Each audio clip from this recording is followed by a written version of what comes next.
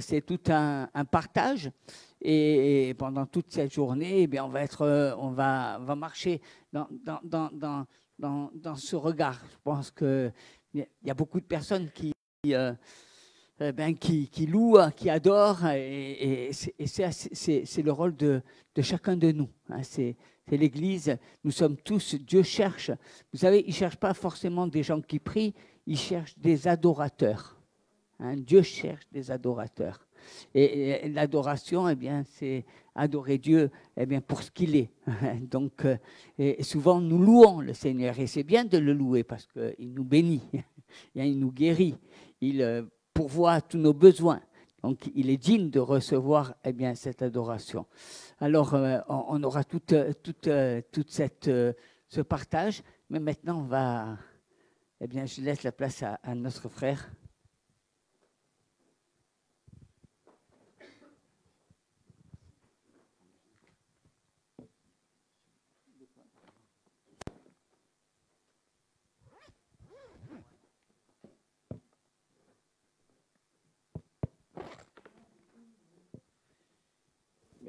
Bonjour à tous. Alléluia. Moi, ça me fait plaisir d'entendre tout ça parce que quand j'étais assis, je me dis c'est vrai que tout ce qui a été dit me donne envie de suivre comme modèle le Seigneur Jésus-Christ. Et qu'il est mon seul modèle, celui que je veux suivre, celui que je veux aimer, car il m'a aimé le premier. Et c'est vrai que cela réjouit mon cœur et cela réjouit votre cœur aussi. Et le lien, c'est lui qui nous unit.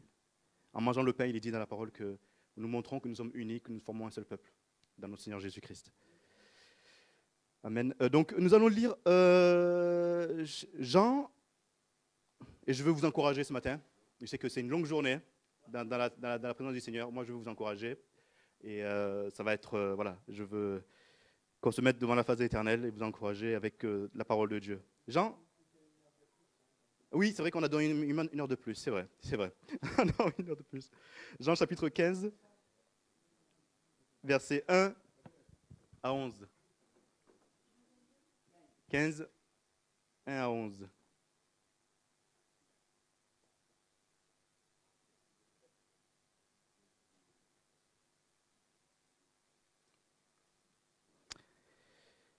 Donc, je suis le vrai cep et mon père est le vigneron. Tout sarment qui est en moi et qui ne porte pas de fruit, il le retranche. Et tout sarment qui porte du fruit, il l'émonde afin qu'il porte encore plus de fruits. Déjà, vous êtes purs à cause de la parole que je vous annonçais. Demeurez en moi et je demeurerai en vous. Comme le sarment ne peut de lui-même porter du fruit s'il ne demeure attaché au cep, ainsi vous ne le pouvez pas non plus si vous ne demeurez en moi. Je suis le cep, vous êtes les sarments. Celui qui demeure en moi et en qui je demeure porte beaucoup de fruits, car sans moi, vous ne pouvez rien faire. Si quelqu'un ne demeure pas en moi, il est jeté dehors comme le sarment et il sèche. Puis on le ramasse et on le jette au feu, et il brûle. Si vous demeurez en moi et que mes paroles demeurent en vous, demandez ce que vous voudrez et cela vous sera accordé. Si vous portez beaucoup de fruits, c'est ainsi que mon Père sera glorifié et que vous serez mes disciples. Comme le Père m'a aimé, je vous ai aussi aimé. Demeurez dans mon amour. Si vous gardez mes commandements, vous demeurerez dans mon amour, de même que j'ai gardé les commandements de mon Père et que je demeure dans son amour. Je vous ai dit ces choses, afin que ma joie soit en vous et que votre joie soit parfaite. Amen. Il n'y a aucun doute que notre Dieu peut nous couvrir de bénédictions et de circonstances qui apportent énormément de joie dans notre vie. Comme a dit notre sœur, l'Éternel peut nous couvrir de bénédictions, de richesses, d'argent, par rapport à notre, peut-être avec la joie d'avoir un nouveau boulot, la joie d'avoir un enfant, la joie d'être en compagnie de ceux qu'on aime. L'Éternel n'a pas de limite. Sa joie, notre joie peut être amenée par des circonstances et par des bénédictions. Le dictionnaire dit que la joie est une émotion vive, agréable, un sentiment de plénitude qui affecte notre être entier lorsque nos désirs, nos ambitions, nos rêves sont satisfaits. Mais il y a une chose que le dictionnaire rajoute, il dit que cela est limité dans le temps. Cette joie est limitée dans le temps, c'est le dictionnaire qui le dit lui-même. Mercredi soir, le secrétariat nous envoie un message de l'église, et c'est un message d'information pour la journée d'aujourd'hui. Et le message commence par un verset que j'ai trouvé incroyable et qui m'a beaucoup interpellé. C'était dans 1 Thessaloniciens 5, 16. Soyez toujours joyeux. Merci beaucoup, Lisette, pour ce message. Et cela m'a beaucoup interpellé. Car quand moi j'ai lu ce verset, j'ai vu que la notion de temps n'était pas du tout la même que celle qui était décrite dans le dictionnaire. La joie qui est décrite dans Thessaloniciens n'a pas de limite de temps. C'est en tout temps. Cela veut dire que ma joie est illimitée. Elle tient alors d'où? Si ma joie est illimitée, elle tient d'une source alors qui est éternelle. La source de cette joie peut être qu'éternelle si ma joie est illimitée. Et le temps n'a aucune emprise. La vraie joie ne se trouve pas dans ces choses elles-mêmes, mais dans leur source. La vraie joie trouve dans la source de toute joie. Dieu est la source de ma joie. Dieu est la source de ma joie. Le Seigneur Jésus-Christ est la source de ma joie. Cette joie est alimentée et trouvée dans la réalisation et la soumission à la parole de Dieu et à la confiance dans les promesses que Dieu nous donne dans sa parole. Le psaume 119, verset 14 dit « Je me réjouis en suivant tes préceptes comme si je possédais tous les trésors. » Nous avons dans ce verset l'utilisation d'une comparaison. Nous avons dans ce verset une comparaison pour que nous puissions mesurer avec notre pensée à quel point la joie est immense, à quel point nous pouvons mesurer cette joie. Donc il nous dit comme si je possédais tous les trésors. C'est juste une comparaison, parce qu'il faut qu'on comprenne. Il utilise le comme une comparaison. Nous allons lire un autre passage dans la parole de Dieu. Marc, chapitre 12, 28 à 34. Marc 12, 28 à 34. Marc 12, voilà. Et j'aime beaucoup ce passage parce que pour moi, ce passage, et c'est ce passage que je veux ressembler. 12, 28 à 34. Et je viens tous les jours ici pour cela. Et je suis à Christ pour cela. 28 à 34. Un des scribes qu'ils avaient entendu discuter, sachant que Jésus avait bien répondu aux Sadducéens, s'approcha et lui demanda « Quel est le premier de tous les commandements ?» Jésus répondit « Voici le premier. Écoute, Israël, le Seigneur notre Dieu est l'unique Seigneur. Et tu aimeras le Seigneur, ton Dieu, de tout ton cœur, de toute ton âme, de toute ta pensée, de toute ta force. Voici le second. Tu aimeras ton prochain comme toi-même. Il n'y a pas d'autre commandement plus grand que cela. » Le scribe lui dit « Bien, maître, tu as dit avec vérité que Dieu est unique et qu'il n'y en a point d'autre que lui, et que l'aimer de tout son cœur, de toute sa pensée, de toute son âme et de toute sa force, et aimer son prochain comme soi-même, c'est plus que tous les holocaustes et tous les sacrifices. » Jésus, voyant qu'il avait répondu avec intelligence, lui dit « Tu n'es pas loin du royaume de Dieu. » Et personne n'osa plus proposer des questions. Parce que l'Éternel nous parle de commandements qui sont engageants, qui engagent notre âme, qui engagent notre vie.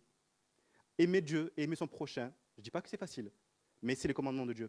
Quand j'étais assis là, j'ai dit, Seigneur, que ma vie soit actuellement remplie de ton amour pour que je puisse t'aimer de toute ma force et aimer mon prochain.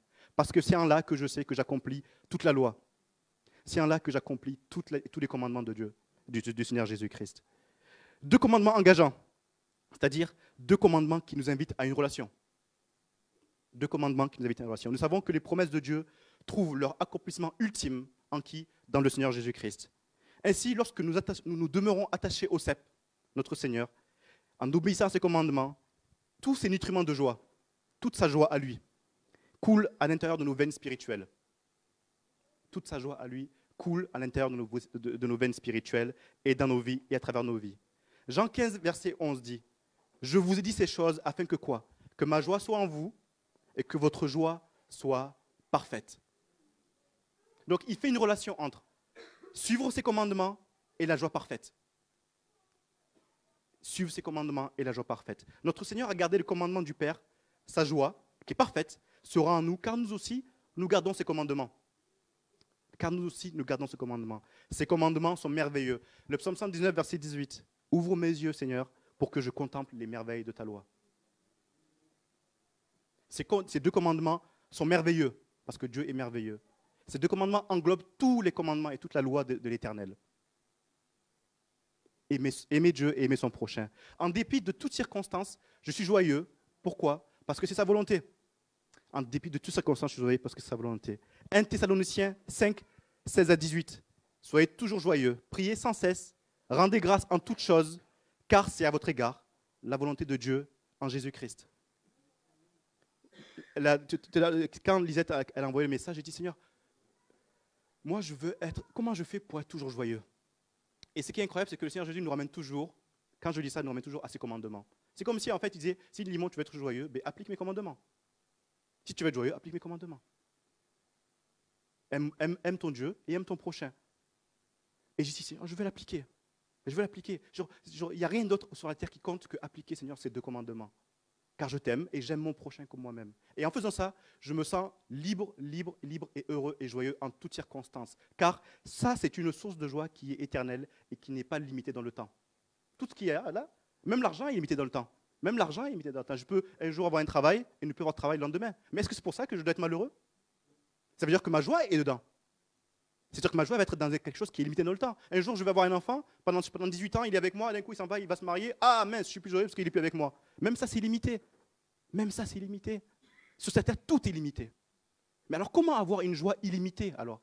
Quelle est la solution pour avoir une joie illimitée? Parce que ce n'est pas un mensonge, soyez toujours joyeux. Comment on fait pour avoir une joie illimitée?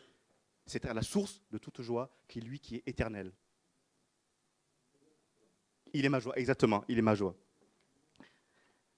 La joie de Jésus est en nous. Elle fait partie de notre identité, nous qui sommes attachés au cep. En faisant quoi? En gardant ses commandements. Nous ne parlons pas je ne parle pas de lunettes roses ou de filtres ou bien d'autosuggestion. Oui, je suis heureux, je suis heureux, je suis heureux, je suis heureux, je suis heureux, je suis heureux. Mais je parle de nouveaux yeux. Je parle de nouveaux yeux. La joie change notre perspective, même des situations négatives. Même dans des situations négatives, je suis capable de dire, je suis toujours joyeux. La parole dit, rendez grâce en toutes choses. La parole ne dit pas, rendez grâce quand vous êtes heureux, ou quand il vous arrive des bonnes choses, rendez grâce même quand il vous arrive des grandes choses, des mauvaises choses. Rendez grâce en toutes choses. Parce que c'est moi la source de votre joie. Ce n'est pas la situation votre source de joie. Ne l'oubliez jamais. Ne regardez pas avec vos yeux humains. Soyez toujours les yeux fixés avec des yeux spirituels. Le monde nous appelle toujours à vivre selon nos propres volontés. Mais le Seigneur Jésus a donné 2 commandements. 2 commandements simplement. 2 commandements. 2 commandements. Aimer Dieu, aimer son prochain. Tous les jours que je viens ici, c'est pour grandir, c'est pour aimer Dieu, aimer mon prochain. Cette semaine, j'ai entendu un témoignage incroyable. C'était dans une église, il y a quelqu'un il y avait une réunion avant les baptêmes. Avant les baptêmes, et le pasteur voyait les baptisés, les futurs baptisés leur posait des questions. Et la future baptisée devait dire le Notre Père. Elle commence, Notre Père qui est aux cieux, arriver à pardonner nos offenses, comme nous, elle n'a pas réussi à dire comme nous pardonnons à ceux qui nous ont offensés. Elle n'a pas réussi à dire comme nous pardonnons à ceux qui nous ont offensés. Parce que c'est tellement engageant de dire, Seigneur, je veux pardonner à ceux qui m'ont offensé.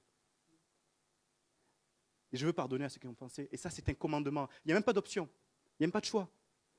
Si j'aime Dieu, un exemple, si j'aime Dieu, je donne ma dîme avec plaisir. Si j'aime Dieu, je viens, je le prie, je l'adore avec plaisir, avec joie. Si j'aime Dieu, je fais tout avec joie. Si j'aime mon prochain, je le fais avec joie.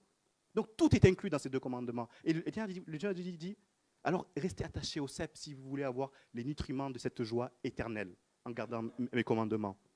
Le stress peut venir de nombreux facteurs. Nous pouvons nous inquiéter parce que nous estimons que nous n'avons rien en contrôle, parce que nous estimons que nous perdons tout le contrôle. La joie est un rappel permanent. La joie est un rappel permanent. N'oubliez jamais que la joie est un rappel permanent que Dieu est au contrôle de votre vie. La joie est un rappel permanent qu'il contrôle toutes choses dans votre vie, qu'il est responsable du résultat. La joie vient de faire confiance à celui qui contrôle toutes choses, pas à ce qu'il te donne, mais à ce qu'il est. Parce que si ce qu'il est éternel, ce qui te donne sur cette terre n'est pas éternel. Psaume 119, 89 à 92. À toujours, ô Éternel, ta parole subsiste dans les cieux. De génération en génération, ta fidélité subsiste. Tu as fondé la terre et elle demeure ferme. C'est d'après tes lois que tout subsiste aujourd'hui, car toutes choses te sont assujetties. Si ta loi n'eût fait mes délices, j'eusse alors péri dans ma misère. Si je ne fais pas des commandements de l'Éternel, mes délices, je suis dans la misère. Si je ne fais pas mes commandements, mes délices, je suis dans la tristesse. Si je ne fais pas des commandements, mes délices, je suis dans la peur. Si je ne fais pas des commandements, mes délices, je suis dans la crainte. Mais si je fais des commandements, mes délices, je suis dans la joie parfaite de l'Éternel. J'ai la même joie, vous imaginez, j'ai la même joie que le Seigneur Jésus-Christ. Et ma vie est faite pour ressembler au Seigneur Jésus-Christ.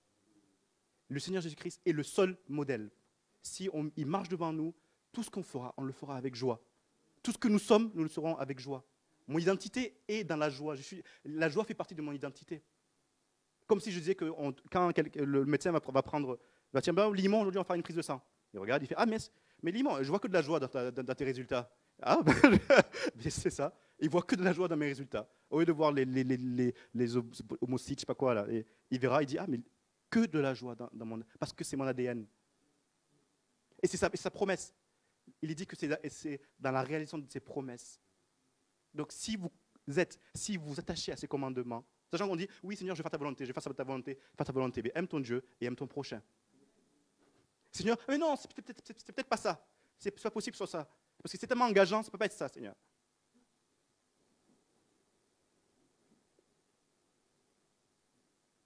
Et le Seigneur ne demande pas que tu sois engagé de manière ponctuelle, il demande ta vie, ta pensée, ton cœur et tout ton être. Donc si vous cherchez à être joyeux, Abraham me dit, oui, moi je veux être joyeux. Mais moi je vais lui dire franchement, je dis Abraham, mais aime ton Dieu et aime ton prochain. Ah. Mais il va dire, Limon, tu as raison, c'est la parole. C'est la parole de Dieu. Tous les jours, le matin, on est ensemble en train de prier. Et quand je leur ai peut-être pas dit aux personnes du matin, mais à chaque fois que je suis avec ces personnes, je travaille mon amour fraternel. Je travaille mon amour fraternel. Parce que je sais que ça fait partie et que ça fait plaisir à Dieu. Je sais que ça fait plaisir à mon Dieu. Que le Seigneur vous bénisse. Amen.